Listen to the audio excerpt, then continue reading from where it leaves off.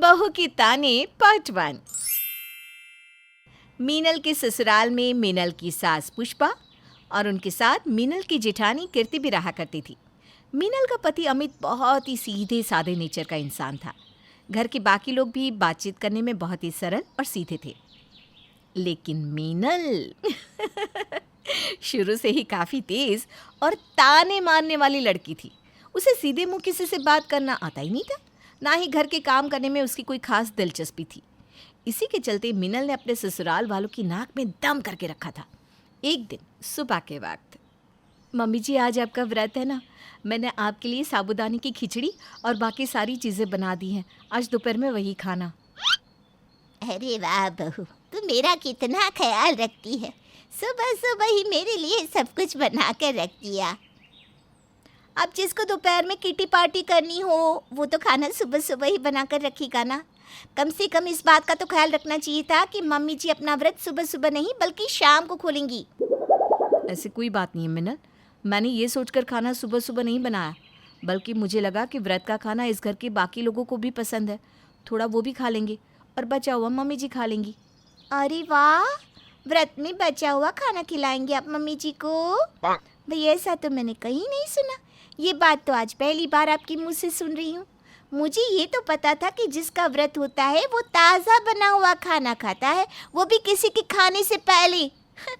आपके मुंह से नई बात सुन रही हूँ आज। अरे क्या फर्क पड़ता है बहू, और तुम अपनी जेठानी से इस तरह ताने मार कर बात क्यों कर रही हो बेटा? अरे मम्मी जी, इस पे ताने मारने वाली क्या बात है? अब सीधी सीधी बात करना कोई ताने मारना थोड़ी ना होता है, क्यों भाभी? हाँ मिनल, कोई बात नहीं। कुछ देर के बाद मिनल की सास पुष्पा मंदिर जाने के लिए तैयार हो गई। वो जैसे ही नई साड़ी पहनकर अपने कमरे से बाहर निकली, मिनल की नज़र उन पर पड़ गई। मम्मी जी, आप तो ऐसे तैयार हुई हैं जैसे कोई नई नवेली दुल्हन तैयार होती है। क्या मतलब? क्या कहना चाहती हो तुम? अरे ऐसी सुर्ख लाल रंग की साड़ी, वो भी इस उम्र में। क्या बात है मम्मी जी, आप तो कुछ ज़्यादा ही शौकीन हैं। अरे हाँ, मैंने तो सोचा ही नहीं कि ये लाल रंग कुछ ज़्यादा ही मुझ पर लग रहा है। वो कीर्ति अपने मायके से लेकर आई थी तो मैंने सोचा पहन लेती हूँ, उसे अच्छा लगेगा। अच्छा भी लगेगा और अगली बार और भी साड़ियाँ लेकर आएगी। क्यों, सही कहा ना मैंने?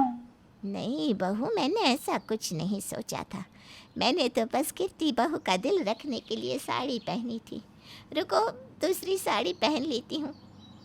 इतना कहकर पुष्पा फिर से अपने कमरे के अंदर चली जाती है और इस बार वो बहुत ही हल्के रंग की साड़ी पहनकर अपने कमरे से बाहर निकलती है। अरे मम्मी जी, आपने व्रत रखा है, मंदिर पूजा करने जा रही है, किसी के यहाँ मातम में थोड़ी ना जा रही है। ये क्या सफ़ेद रंग की साड़ी पहनकर चली आई आप? अब और क्या करूं, लाल रंग की साड़ी पहनती हूँ तो कहती हो कि नई नवेली दुल्हन लगती हूँ। अब सफ़ेद पहनी तो कह रही हो मातम मनाने जा रही हो। अरे आखिर मैं करूँ तो क्या करूँ? हाँ, वैसे ये बात भी सही है। जिन लोगों को कपड़े पहनने का सलीका पता नहीं होता ना, उनके साथ ऐसी ही प्रॉब्लम आती है। हाँ, वैसे मुझे ना बहुत ज़रूरी काम है, मैं चलती हूँ। ये सारा डिस्कशन ना आप कीर्ति भाभी से कर लेना, उनके पास तो कोई काम धाम है नहीं, मुझे तो बहुत काम करने हैं। अगले दिन जब कीर्ति ने अपने हाथों से एक पेंटिंग बनाई, पेंटिंग बहुत सुंदर थी और कीर्ति उसे घर के ड्राइंग रूम में लगाना चाहती थी, इसलिए वो पेंटिंग लेकर पुष्पा के पास आई। मम्मी जी, ये पेंटिंग हमारे ड्राइंग रूम में बहुत अच्छी लगेगी ना, आप ही बताइए कैसी है? अच्छा, ये पेंटिंग है क्या? मुझे लगा आपने ऐसी टाइम पास करने के लिए ब्रश को कलर में डाल डाल कर कुछ भी बना दिया। वैसे आजकल आप इन्हीं सब में लगी रहती है ना, तो भी मैं सोचूं आजकल भाभी किचन में तो नजर ही नहीं आती। दोनों टाइम का खाना कीर्ति बनाती है और तुम कह रही हो वो किचन में नजर नहीं आती। कैसी बात करती हो मिन्नल बहू? अरे मैं तो बस ये कह रही थी मम्मी जी कि अब भाभी ये पेंटिंग यहाँ लगा देंगी, सब आते जाते पूछेंगी किसने बनाई किसने बनाई, फिर 10 लोग 10 तरह की बात करेंगे। कैसी बात करेंगे लोग? अरे ये पेंटिंग ही तो है, इसके बारे में क्या बात करना? हाँ भाभी, है तो पेंटिंग ही, लेकिन बुरा मत मानना। अब देखिए इस पेंटिंग में जो औरत है उसकी शक्ल देखिए, कोई इसकी नाक में नुक्स निकालेगा तो आँख में, वैसे मुझे ना इसकी होठ कुछ ज़्यादा ही भारी लग रहे हैं। अरे मीनल बहू, बाकी लोगों का तो पता नहीं, लेकिन तुम ज़रूर बेकार की बातें बना रही हो। अगर पेंटिंग के बारे में इतना ही पता है तो खुद क्यों नहीं बनाकर दिखाती? ओहो मम्मी जी, अब तो बुरा मान गई। वैसे भी मैं ना घर के कामों पर ध्यान देती हूँ, ऐसे टाइम पास नहीं करती। इतना कहकर मीनल वहाँ से चली जाती है। पुष्पा और कीर्ति उसे देखते रह जाते हैं। हे भगवान, क्या बहू मिली है मुझे, जब देखो तब ताने मारती रहती है। अगले दिन सुबह के वक्त पुष्पा के पास अपने भाई विनोद का फोन आता है। विनोद पुष्पा के घर आ रहा था। ये खबर पुष्पा ने जल्दी से अपनी दोनों बहुओं को सुना दी। अरे मीनल, कीर्ति, यहाँ आओ।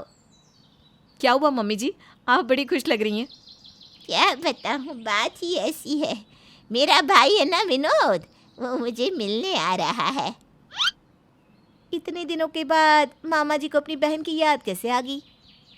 अरे अब तुम अपने ताने अपने पास रखो और ये सोचो मामा जी के लिए क्या बनाओगी खाने में। अच्छा, तो वो यहाँ सिर्फ खाना खाने आ रहे हैं? मुझे लगा उनको आपसे मिलना होगा। वैसे ज़माना ना बहुत बदल गया है। आजकल लोग किसी से मिलने नहीं बल्कि खाना खाने ही उनके घर जाने लगे।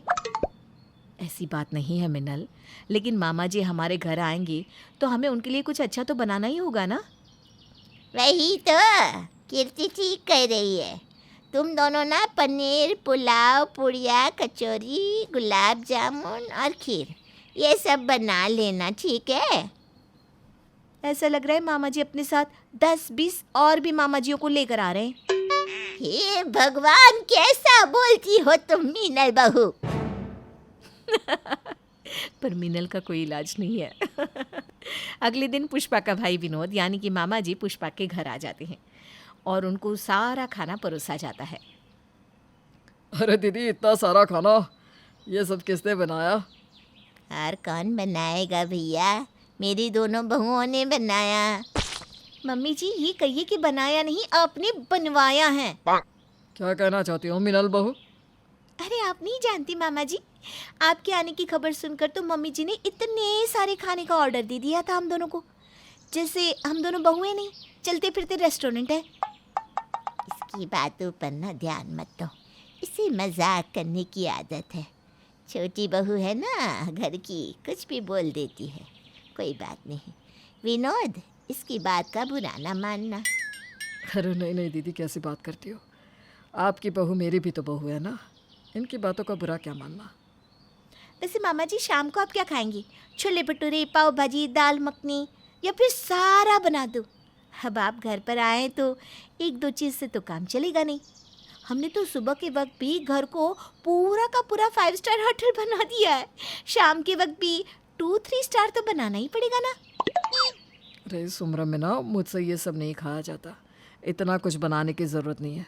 मैं तो इस खाने में से भी बहुत थोड़ा सा खा पाऊँगा। मम्मी जी, जब मामा जी इतना खाना खाते ही नहीं तो बनवाने की क्या ज़रूरत थी? ओह अच्छा अच्छा अच्छा अच्छा, आपको दिखावा करना था ना कि आपकी बहू इतना अच्छा खाना बनाती हैं।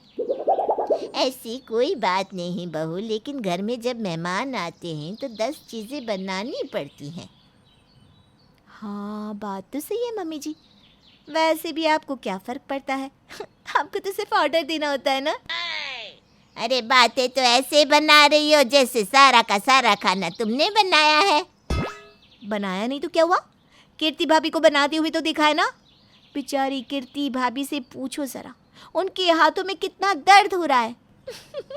खुद खाना बनाया भी नहीं और दूसरों के लिए भी अपने ताने मारने की आदत को छोड़ने को तैयार नहीं थी मीनल। खैर, मामा जी तो चले गए, लेकिन क्या मीनल की ताने मारने की आदत गई? ये जानने के लिए देखेंगे इस कहानी का अगला भाग।